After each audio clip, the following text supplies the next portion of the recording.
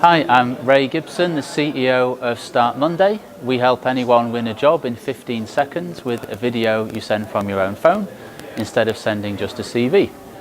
These are my 10 tips for recruiting and HR, especially focused on startups. So tip number 1 is to sell the vision of your company. It's no good just to write a job description and say what people will do. In a startup, you're always selling. So you're selling to customers and selling to investors, but you're also selling to your own team and your potential team members. And you must hire people that dig what you're doing and that really believe in your vision. So think of phrases like, do you want to join the future of ... and therefore the mission of your company.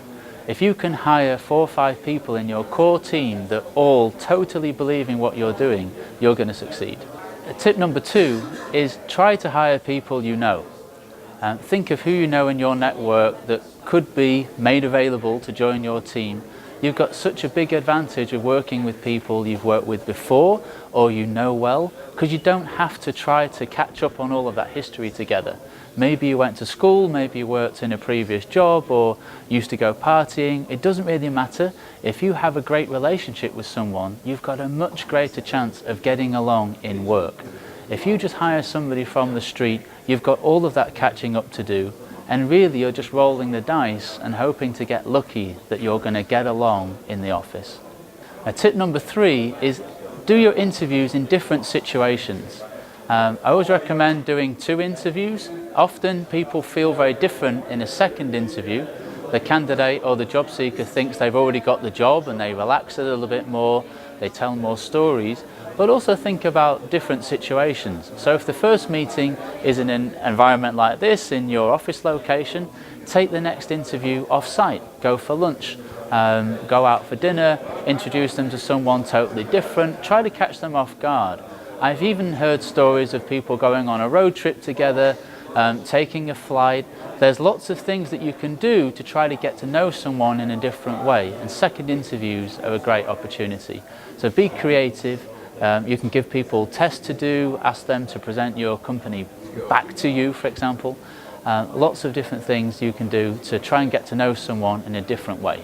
My tip number 4 is not my own, it's a borrowed tip, but it's hire A players.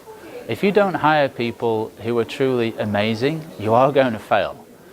When you're a startup, you have a tiny team, so you can't afford to have just average people around, because it's not an average situation. You're trying to do something extraordinary.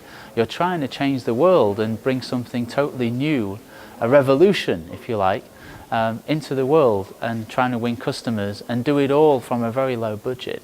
That takes really amazing skills. So you don't want to go and hire somebody that's just okay at sales or is thinking, yeah, I'm quite good with people, I think I can present to customers. No, don't waste your time. Find someone who has a track record, that has real experience and has got proven results that you can take references on and get them in your team. If you can't sell the vision to them, then maybe you need a new story. My tip number 5 is a bit selfish because we work with video. Let everybody make a video before you interview them. So that was 5 tips on recruiting, and the next half is all about HR and how to look after people once they start work. So tip number 6 is make this a great place to be. Think about the environment, how you organise time and the space, and make it original and comfortable. Don't just copy other people, but think, what do you enjoy? What kind of space do you like to walk into in the mornings? Where do you feel comfortable spending all day? One of the things I do is to rotate the HR function. So for example, I nominated someone in our team to organise a team event, and they do it this month, but they nominate the next person to organise a team event. So I can never be wrong. I'm not going to organise a crappy event and people are not going to bitch at me. So the team are going to do it for themselves, and they always come up with cooler ideas than I do anyway. My tip number 7 is don't pay too much. If you have to buy somebody's motivation, you're probably going to fail. This is all about getting somebody that's going to work hard for the long term and grow your business together, and they believe your vision. So if you're having to pay a high salary just to get somebody into the company, that's probably not going to work. And to be honest, they'll probably leave your company when somebody else offers them a lot of money as well. My tip number 8 is make sure everyone has a path to follow. It's very important that people are not standing still. If you wind the clock forward 1, 2, 3 years, what are your team members' skills going to be? What is their training plan? What are they actually aiming for? What's their ambition? What do they want to become? If they're joining your company as an intern now, what are they going to be a year from now, 2 years from now? And how can you help them get there? My tip number 9 is to work in one room. And don't get separated and working in individual offices and retiring to your ivory tower as a CEO too early.